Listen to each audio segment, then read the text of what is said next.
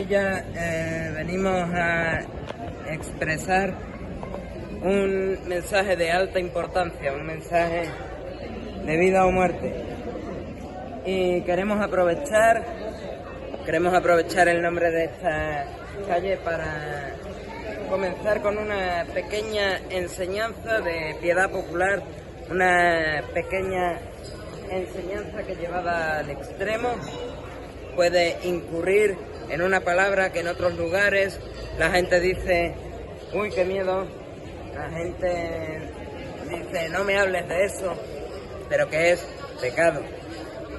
Queremos hablar de esta piedad popular de la Asunción de María, queremos ver cómo esto no es cierto, no es bíblico, y también cómo la piedad popular de la Asunción de María llevada al extremo puede causar un pecado de blasfemia, puede causar un pecado de idolatría, puede causar un pecado grave delante de Dios.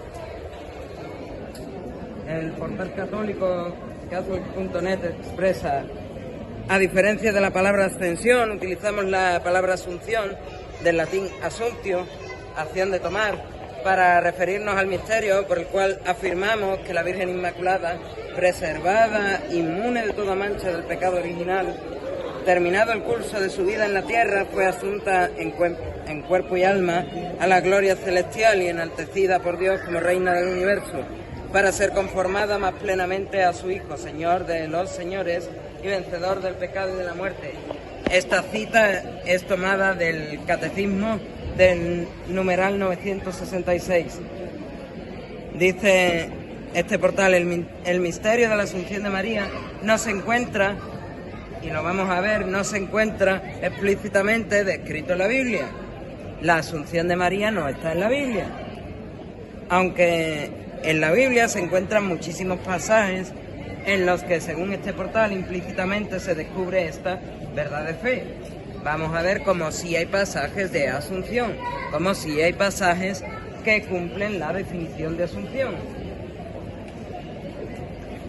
No está de más que recordemos que las fuentes de la divina revelación para el catolicismo romano son la Sagrada Escritura y la tradición viva de la Iglesia. Ambas son inseparables fuentes de la fe. Hay una proclamación de este dogma y una condenación de anatema, de maldito por Dios a aquel que no lo crea, que aquel católico que no crea en la Asunción de María sea maldito por Dios. Esto lo encontramos en el Munificentissimus Deus de Pío XII, del 1 de noviembre de 1950. Vamos a leer de dónde se saca este dogma de la Asunción. Pues ni más ni menos que de un texto expurio, apócrifo, llamado El relato de la dormición de María. Dice así este relato: cuando llegó el día señalado para el fallecimiento, María yacía tranquilamente en su cama, brillando su rostro con tranquila alegría. A su alrededor estaban reunidas las personas más cercanas.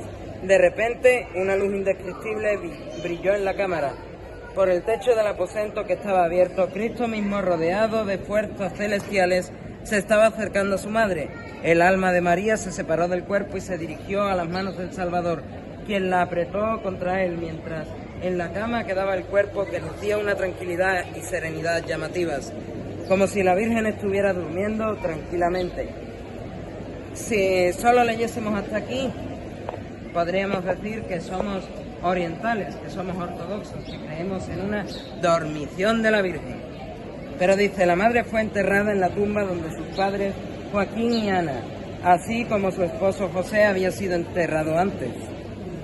Mientras el cuerpo de la Virgen María era llevado solemnemente por Jerusalén, las autoridades judías decidieron dispersar la procesión. Pero entonces los cristianos que escoltaban a la Virgen María en su último viaje fueron rodeados por una nube y ocultados a los perseguidores, de manera que los soldados enviados por los sacerdotes no pudieron hacerles daño. En medio del desfile del cortejo, un fanático judío llamado Jefonías intentó derribar el féretro, pero al tocar el carro funerario, un ángel del Señor, con el gran poder de una espada de fuego, le cortó los dos brazos. desde los hombros y los hizo colgar alrededor del lecho, y levantadas en el aire las manos, Jefonías, arrepentido de su descaro, caminó detrás del lecho gritando: Santa María, que diste a luz a Cristo, que es Dios, ten piedad de mí. Entonces el apóstol Pedro se volvió y le dijo: en el nombre de aquel que nació de ella, los brazos que te han sido cortados volverán a ti. E inmediatamente, a las palabras de Pedro, Jefonías recobró los brazos.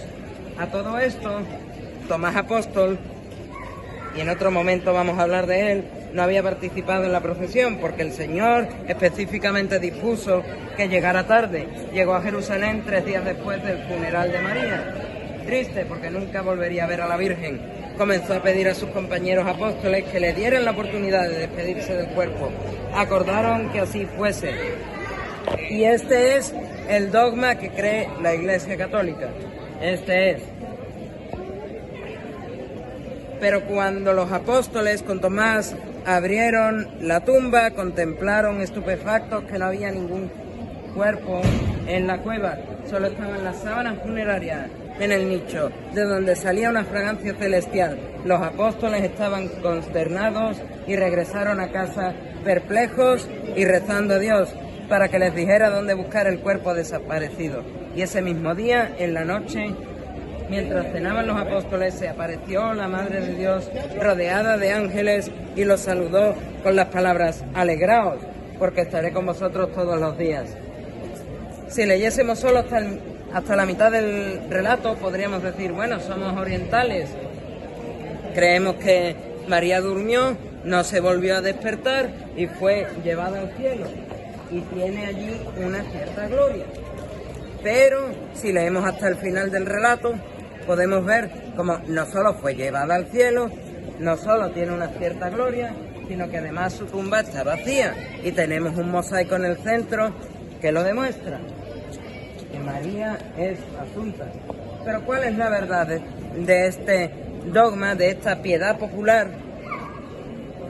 Porque hasta Magnificentissimus Deus de Pío XII es piedad popular. Después de eso, después del Concilio de Trento, después de este decreto del Papa, ya es dogma castigado con el anatema, castigado con la maldición. Entendemos que actualmente el anatema de Magnificentissimus Deus no es el mismo anatema que dan los orientales, los ortodoxos, a ciertas personas. A Sabelio, anatema; a Alejandro, anatema; a Nestorio, anatema; a Arrio, anatema. Y algunos orientales, algunos ortodoxos llegan más allá. Al tan caído como heresiarca Papa Francisco, anatema. Eso dicen los orientales, los ortodoxos. Pues actualmente no creo que el anatema de Magnificentissimus Deus sea tan exacto, tan horrible como ese anatema de los cultos de anatemización. Y vamos a ver cómo este portal católico está realmente errado. Es muy cierto cuando dice que no hay asunción de la Virgen en la palabra de Dios. De hecho, si llegamos después del Pentecostés, pocos relatos hay donde se hable de la Virgen. Debería hablarse de ella en las cartas de Éfeso, cuando la tradición dice que Juan, el discípulo amado de Jesús, fue pastor de Éfeso y allí es donde estuvo con María. Se debería de haber hablado en algún momento en el Apocalipsis de manera directa, cuando Juan es encerrado, es desterrado a la isla de Patmos y allí escribe el Apocalipsis, alrededor del año 100 de la era común. Pero nunca se vuelve a mencionar a María mucho después de Hechos capítulo 2 o de la carta a los Gálatas. Entonces, ¿qué es lo que tenemos? ¿Cuáles son las pruebas de una ascensión en la Biblia?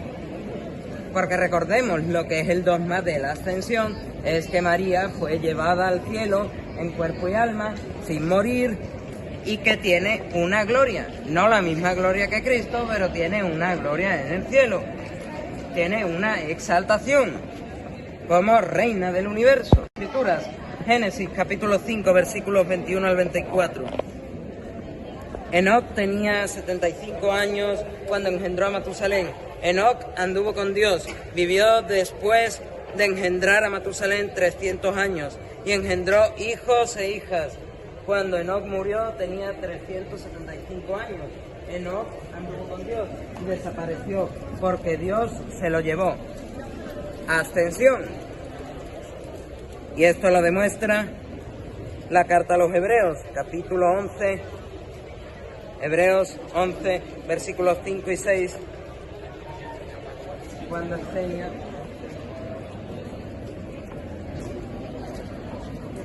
Hebreos 11, versículos 5 y 6, cuando la palabra de Dios enseña: por la fe Enoc fue trasladado sin ver la muerte, ascensión, y no se le halló, porque lo trasladó Dios, pero aún antes de su traslado recibió el testimonio de haber agradado a Dios. Ascensión. Enoc fue llevado a los cielos sin morir y tiene una cierta exaltación, una cierta gloria en los cielos. Ascensión. Pero no María. Dice el 6, ahora bien, sin fe es imposible agradar a Dios, pues el que se acerca a Dios ha de creer que Él existe y que recompensa a los que le buscan. Es lo que venimos a hablar hoy, que hay que acercarse a Dios, que hay que buscar agradar a Dios y que hay que buscarlo para recibir la recompensa. Otro caso de ascensión, y este tampoco es el de María, lo encontramos en el segundo libro de los Reyes, Segunda de Reyes capítulo 2, versículos del 9 al 13. Segunda de Reyes 2:9. Mientras pasaban, Elías dijo a Eliseo: pídeme lo que quieras que haga por ti antes que sea arrebatado de tu lado. Eliseo respondió: que pasen a mí 2/3 de tu espíritu. Replicó Elías: pides algo difícil, pero si alcanzas a verme cuando sea arrebatado de tu lado, entonces pasará a ti. Sí, si no, no pasará esos 2/3 de su espíritu. Versículo 11, iban caminando y hablando, y de pronto un carro de fuego con caballos de fuego los separó al uno del otro. Elías subió al cielo en la tempestad. Ascensión. Asunción más bien. Elías subió al cielo en la tempestad. Asunción. Eliseo lo veía y clamaba: Padre mío, carros y caballería de Israel. Cuando dejó de verlo, agarró sus vestidos y los desgarró en dos. Recogió el manto que había caído de las espaldas de Elías y volvió al Jordán y se detuvo a la orilla. Vemos aquí lo que podría ser otro caso de asunción, la asunción de Elías al cielo. Elías es llevado al cielo igual que Enoc fue llevado al cielo. Vamos a ver cómo sí que Elías también es otro caso de asunción. Mateo, el Evangelio de San Mateo, capítulo 17, versículos del 10 al 13.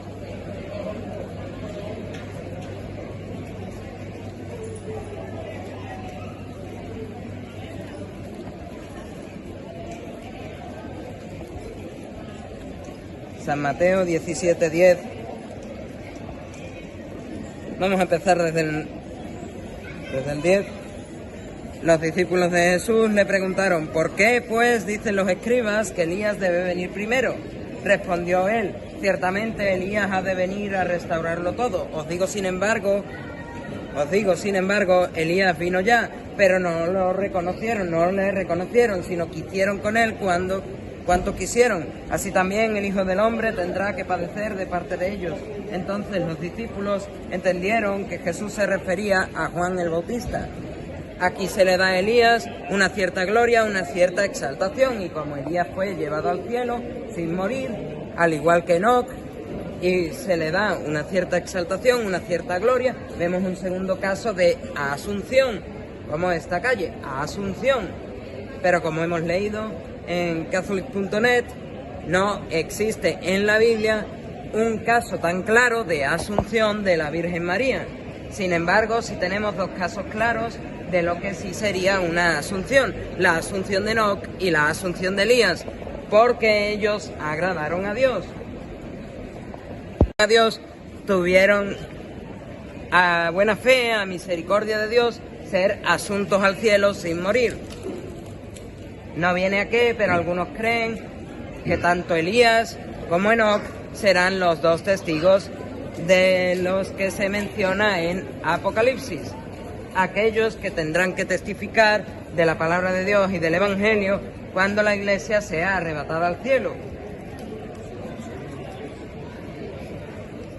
Mas, ¿qué queremos decir con todo esto? Que hay dos casos en la Biblia de asunción y ninguno de estos es el de la Virgen María.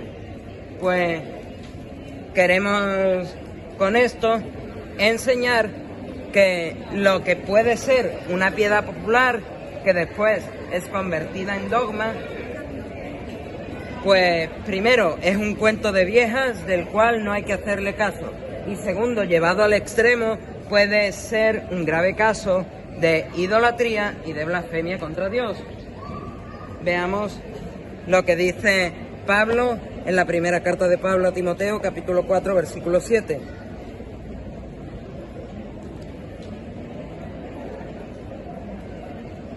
Primera epístola a Timoteo, capítulo 4, versículo 7, dice así la palabra de Dios: rechaza en cambio las fábulas profanas y los cuentos de viejas. Rechaza las fábulas profanas y los cuentos de viejas. La Asunción es un relato, un cuento de viejas, que es apócrifo, que es expurio y que no se empieza a creer como piedad popular en la Iglesia cristiana hasta el siglo VI, y que no es proclamado como dogma bajo so pena de anatema, bajo so pena de maldición de Dios, hasta 1 de noviembre de 1950 con el Magnificentissimus Deus de Pío XII. ¿Qué más dice este versículo 7? Hay que rechazar, en cambio, las fábulas profanas y los cuentos de viejas, como la Asunción de María. Más debemos ejercitarnos en la piedad. ¿Y cuál es la piedad? ¿Cuál es esta piedad? Juan, el Evangelio de San Juan, capítulo 20, versículos 24 al 29, dice así: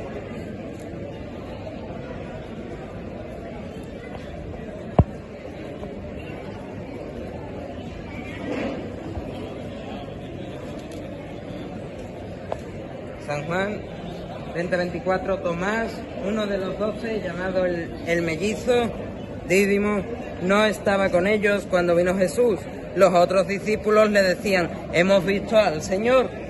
Pero él les contestó: si no veo en sus manos la señal de los clavos, y no meto mi dedo en el agujero de los clavos, y no meto mi mano en su costado, no creeré. Una verdadera piedad es creer que Jesús resucitó. Mas Tomás dice en el Evangelio de San Juan, capítulo 20, que si no mete las manos en los agujeros de los clavos, si no mete las manos en el agujero de la lanzada, no va a creer que Jesús ha resucitado.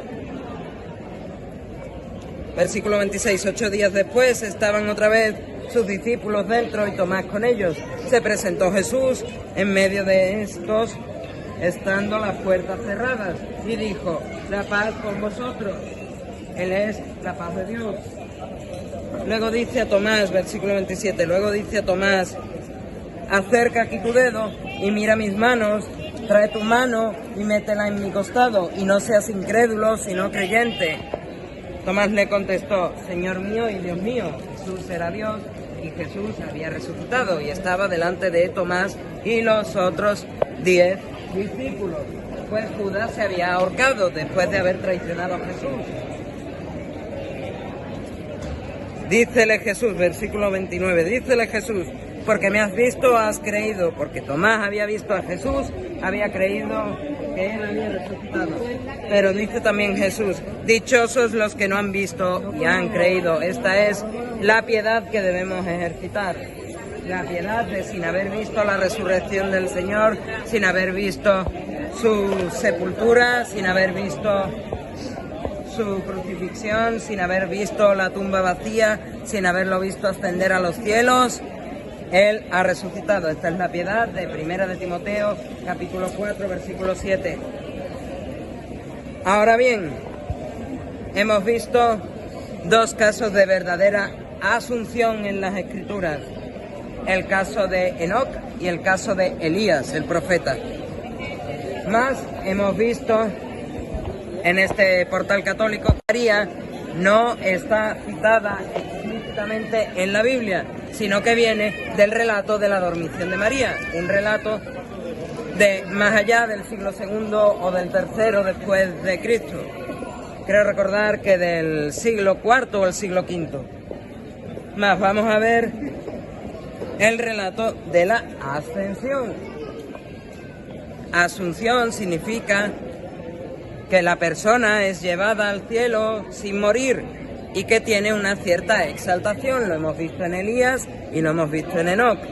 Más ascensión. Ascensión significa que es ascendido a los cielos sin morir en un cuerpo glorificado y que tiene la misma gloria que tuviese en los cielos. Estamos hablando de Jesucristo. Y vamos a ver este relato de la ascensión.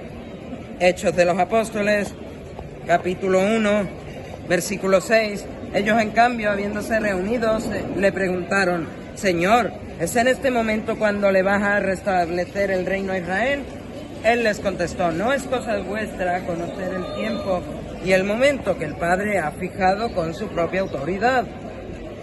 Al contrario, vosotros recibiréis una fuerza cuando el Espíritu Santo venga sobre vosotros, y de este modo seréis mis testigos en Jerusalén, en toda Judea y en Samaria, y hasta los confines de la tierra. Seréis mis testigos, seréis mis mártires, vais a morir martirizados por predicar el Evangelio de Jesucristo por el mundo entero, a causa de que el Evangelio de Jesucristo es locura para los que no creen, a causa de que el Evangelio de Jesucristo es lo que hemos leído antes para otros, un cuento de viejas, un cuentecito que solo los verdaderos cristianos creen y que son idiotas, que pierden el tiempo, son estúpidos, que se van a morir y no pasa nada.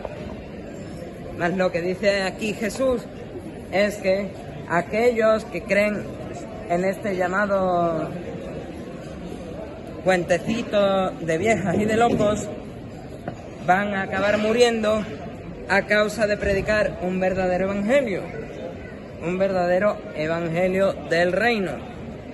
Versículo 9, y dicho esto, Jesús fue levantado en presencia de ellos y una nube le ocultó a sus ojos.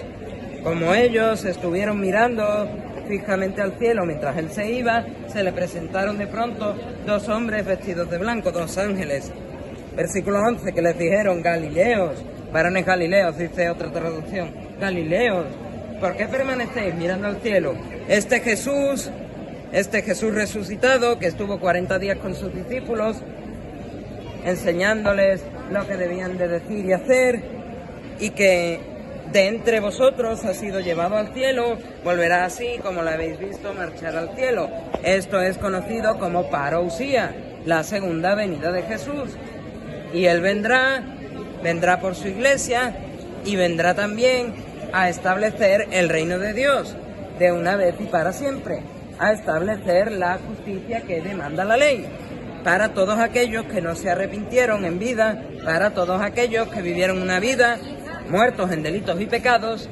Jesús va a venir en su parousia por segunda vez a traer juicio y justicia de parte de Dios. Dice el Apocalipsis que Jesús en su parousia vendrá del cielo montado en un caballo blanco y con una espada. ¿Cuál es esa espada que Juan describe le sale de la boca? Pues no lo sé, sinceramente no lo sé, pero sí me puedo hacer una idea cuando el autor de Hebreos dice que la palabra de Dios es como una espada de doble filo. Entonces, la espada con la que viene Jesucristo del cielo en su parousia posiblemente sea la palabra de Dios, la Biblia. Él va a venir con la Biblia. No importa la traducción, no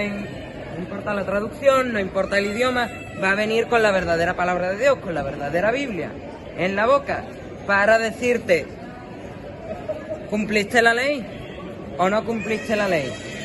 Porque si estás aquí, si te quedas en esta tierra, en la parusía del Señor, es porque no te has arrepentido, porque no has hallado gracia delante de Dios, como así lo halló María, como así lo hallaron los apóstoles, a excepción de Judas, para que se cumpliese lo dicho por el profeta Zacarías. Judas iba a traicionar a Jesús por 30 monedas de plata. Pues en su parusía Jesús va a venir con la ley, con la palabra de Dios, y va a decir, oye, ¿cumpliste la ley? Porque si estás aquí es que no te has arrepentido. Oye, ¿cumpliste la ley?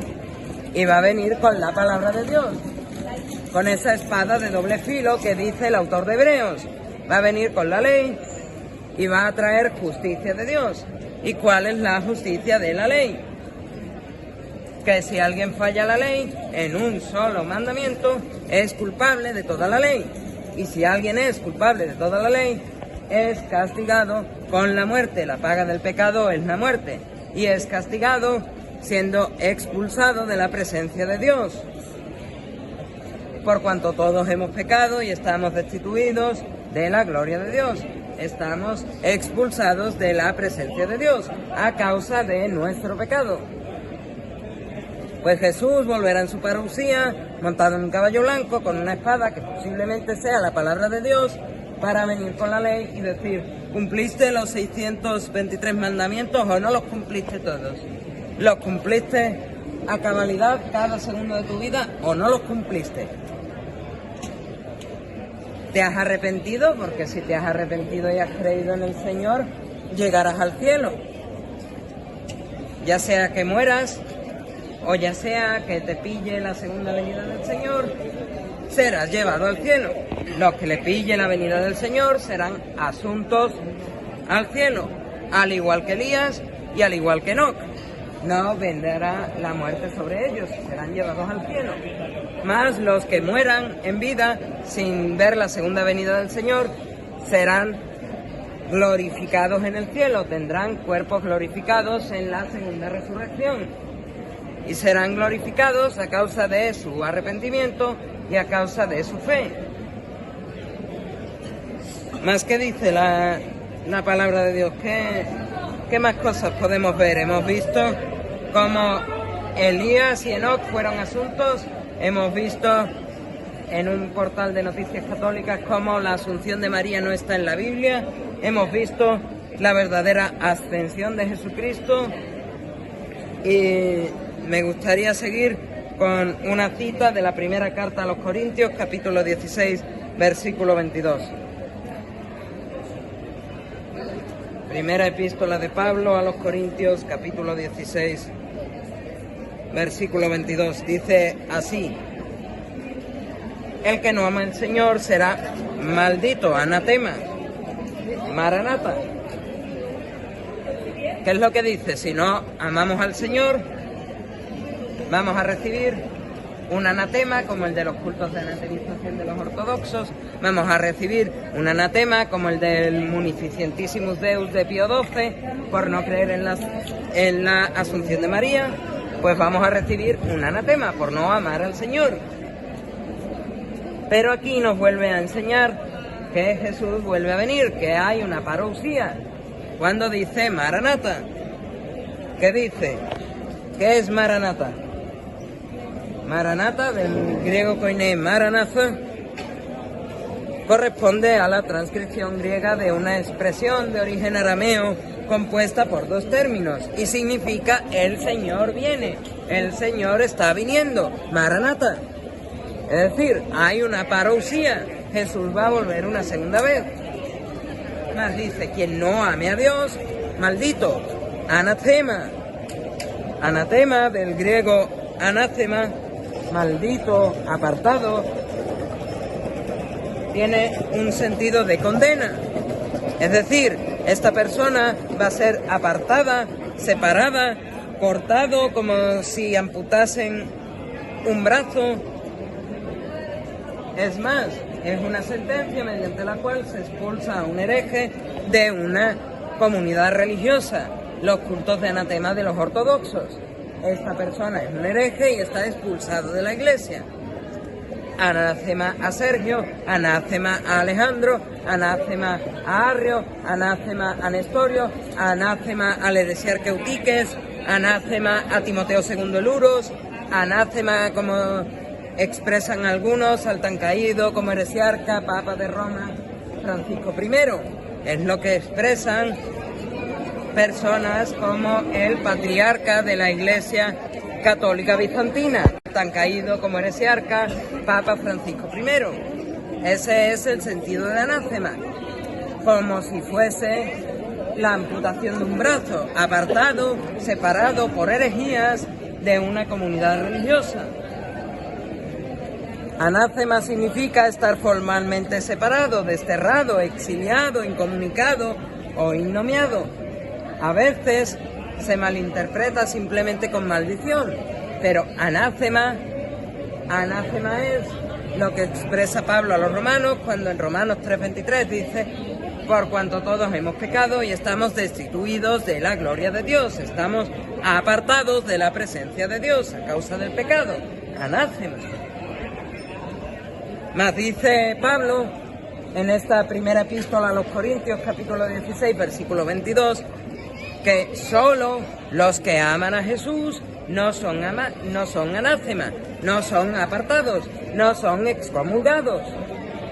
Al contrario, que como algunos católicos se cansan la boca de decir estas palabras de Cipriano de Cartago: nulla extra ecclesiam nulla salus, fuera de la iglesia no hay salvación. Es decir, el que no está en la iglesia, anátema, excomulgado.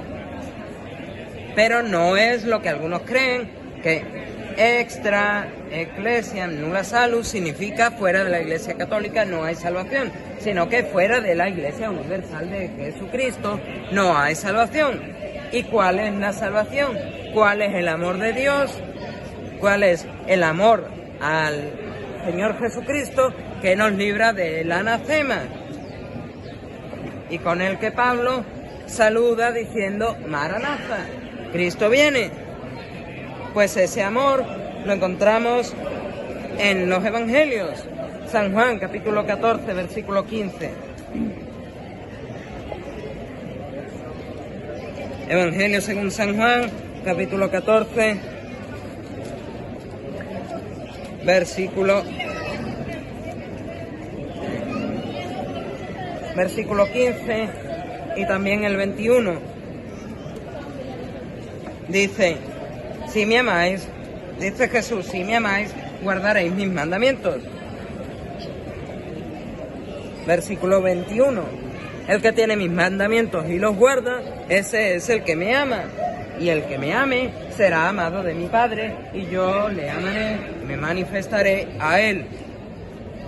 Pero ¿cuáles son los mandamientos del Señor? ¿Qué es lo que venimos a hablar en esta tarde? Pues el mayor mandamiento del Señor lo encontramos en el Evangelio según San Marcos, capítulo 1, versículos 14 y 15.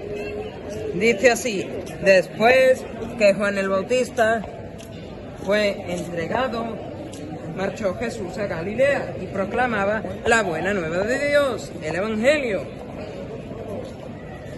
Y decía Jesús: el tiempo se ha cumplido, el reino de Dios está cerca. Convertíos y creed en la buena nueva, en el Evangelio. Dicen otras traducciones: arrepentíos y creed en el Evangelio. Podemos ver otra enseñanza sobre el mandamiento del Señor en Hechos de los Apóstoles, capítulo 3, versículo 19. En la enseñanza de Pedro y Juan en el concilio de Jerusalén, tras haber sanado al paralítico de la puerta de la Hermosa. Hechos de los Apóstoles, capítulo 3, versículo 19 dice: arrepentíos, pues, y convertíos para que vuestros pecados sean borrados. Estas son las enseñanzas del apóstol Pedro. ¿Cuál es la enseñanza de las Escrituras? ¿De qué es lo que veníamos a hablar en esta tarde? Pues principalmente veníamos a enseñar que este dogma de Asunción, so pena de anatema, era una bonita piedad popular. La Virgen había sido llevada al cielo sin morir, ya sea en alma después de haber dormido o en cuerpo y alma, como creen los católicos romanos, más las escrituras no dicen nada. Las escrituras no enseñan que el dogma de la Asunción sea verdadero, por lo menos el de la Virgen. Los de Asunción muy claros, el de Enoc y el de Elías, pero sí se habla en la Biblia en términos de ascensión. Jesucristo ascendió a los cielos con un cuerpo glorificado, después de haber resucitado y haber estado 40 días enseñando a sus discípulos lo que debían hacer a partir de entonces. Esperarse hasta que venga el Paráclito, el Espíritu Santo, esperar hasta el Pentecostés, que recibirían el poder de Dios para ser testigos en Jerusalén, en Judea, en toda Samaria y hasta lo último de la tierra, para ser mártires, para morir a causa de la predicación del verdadero evangelio, así como lo vemos en Hechos de los Apóstoles, en el capítulo 7, justo al final, en el martirio de Esteban, cuando Esteban, protomártir, dice las mismas palabras que Jesús en la cruz: perdona a los padres porque no saben lo que hacen. Y Esteban fue llevado al cielo justo después de haber muerto. No es una asunción, pero sí que es un caso claro de ser mártir por el Evangelio, por la palabra de Dios.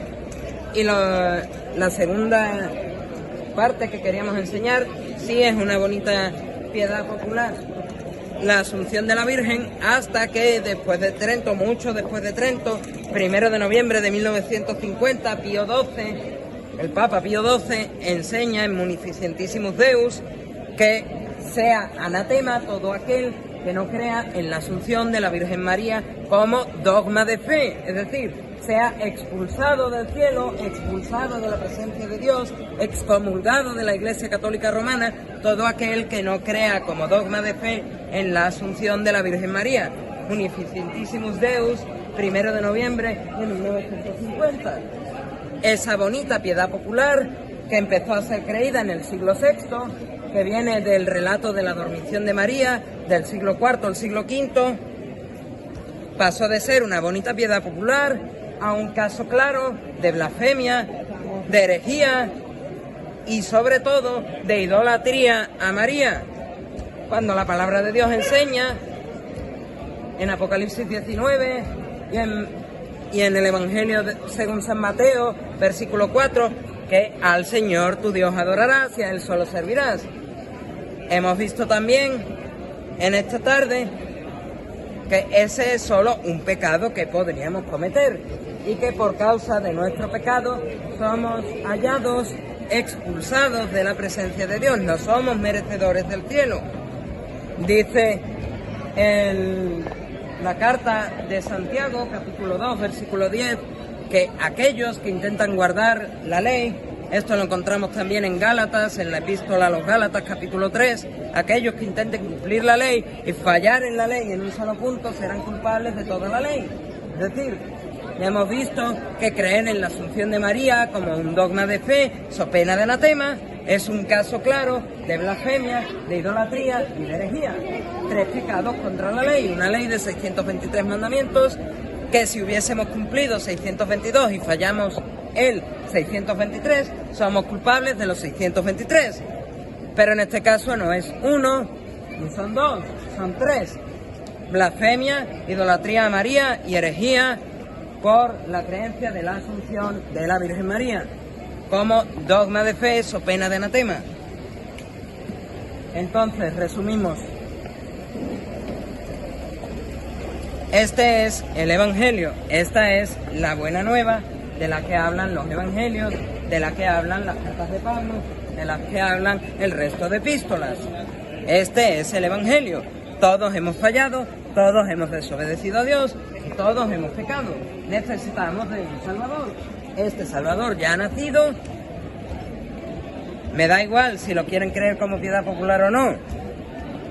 Algunos creen que lo hemos celebrado este 25 de diciembre.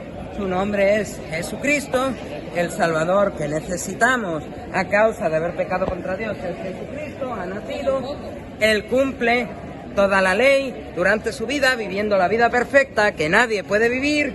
Ya hemos visto que solo con la Asunción de María estamos fallando a tres mandamientos de la ley de Dios. Entonces, si nadie puede cumplir la ley, si todos estamos manchados de pecado, muertos en delitos y pecados, expresa Pablo a los Efesios, si nos merecemos el lago de fuego, el infierno, y necesitábamos un Salvador, debía de cumplir toda la ley. Este Salvador es Jesucristo, que durante toda su vida, 33 años y medio, se la pasa cada segundo de su vida cumpliendo todas las leyes, todas y cada una, sin fallar ninguna, sin fallar siquiera. Y esto ya es cuestión de opinión personal, sin fallar tampoco a la ley que nos condena a toda la humanidad. Por lo menos esa es mi opinión, cuando el Salmo 51, versículo 5, dice: en piedad, en pecado he sido formado, en maldad me concibió mi madre. Es decir, en mi opinión personal, todos los que estamos aquí podemos tener una opinión diferente, pero el ser humano nace con la mancha del pecado, nace siendo pecadores, al igual que nació David. Entonces, si nacemos siendo pecadores, da igual si cumpliésemos las 623 leyes que incluyen el libro entero de Levítico y los 10 mandamientos. Da igual si las cumpliésemos por el hecho de que hemos sido concebidos en pecado. Esta es una opinión personal. Sin embargo, a pesar de esta opinión personal, ya hemos visto que solo con creer en la Asunción de la Virgen María como dogma de fe, so pena de anatema, ya incumplimos al menos 3 de las leyes. Podríamos hablar de otras leyes y seguro que los que no son católicos o los que no se creen todos los dogmas del catolicismo serían culpables. Por ejemplo, no mentirás. Por ejemplo, no robarás. Y algunos dicen: ¿cuándo he robado? Pues si uno va a las escrituras y empieza a estudiarlas, a escudriñarlas, se da cuenta que robar no es entrar con una recortada en un banco y llevarse todo el dinero de la caja. Robar también es descargar películas, descargar música, descargar libros de internet sin pagar por ellos. Tan fácil es robar. ¿Y qué me dicen de no desobedecer a los padres? ¿Quién no ha sido castigado por sus padres a la hora de desobedecerlos? 3 mandamientos. Y yo sinceramente creo que el 99% de la humanidad ya ha fallado a esas 3 leyes. Lo hemos leído en Santiago: cualquiera que intente cumplir toda la ley, pero falle en una, y ya hemos visto 3, será culpable de toda la ley, merecerá el infierno. Necesitamos un Salvador que no haya incumplido ni una sola ley. Y, opinión personal, necesitamos un Salvador que no haya nacido de vientre de mujer por inseminación de varón, para no incumplir que los seres humanos nacemos bajo pecado, a causa del pecado de Adán, a causa de comer del fruto del árbol del conocimiento del bien y del mal. Y el único que puede cumplir eso es Jesús.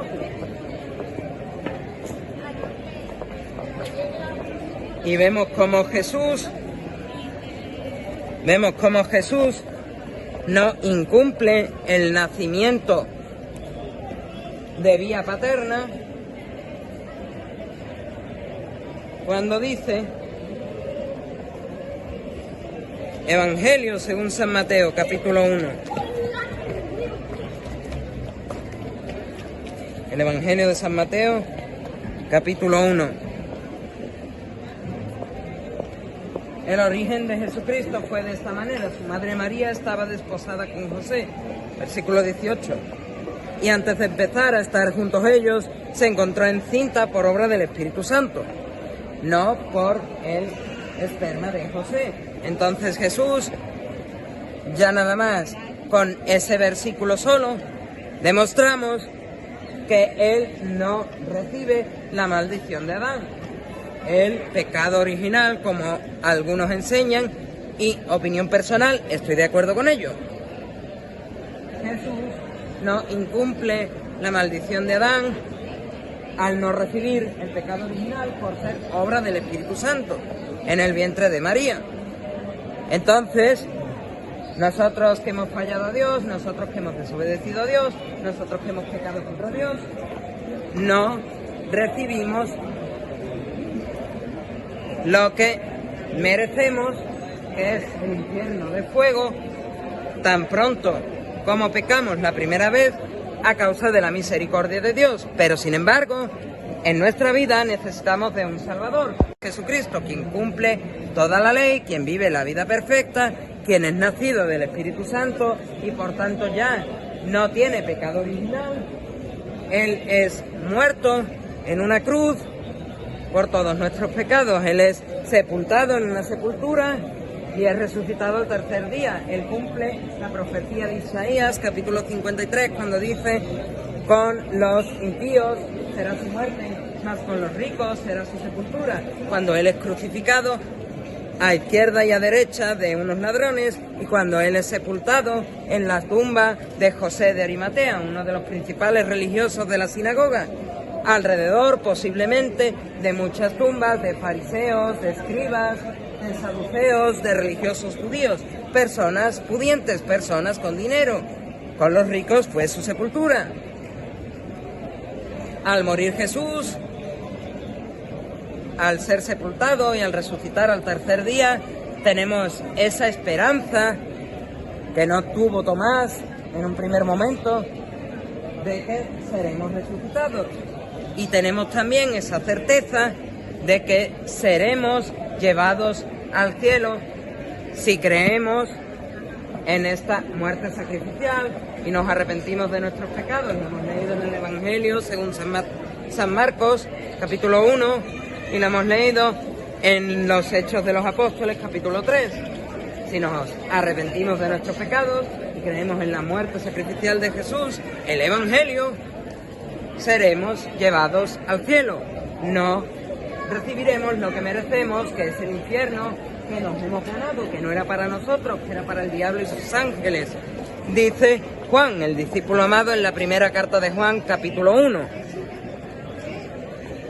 Jesús, si leyésemos el libro de Levítico, encontraríamos muchas leyes, 613, y hay una porción de la ley mosaica de Levítico que habla de qué es lo que hay que hacer si alguien peca.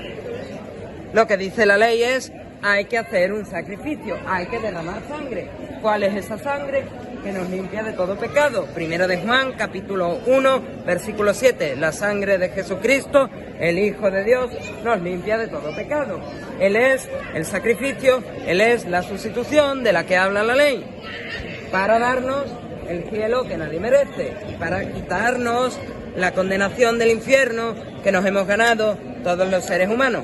¿Para qué? Pues muy sencillo, para darle a Dios la gloria y la honra que solo Él merece. A Él sea la gloria.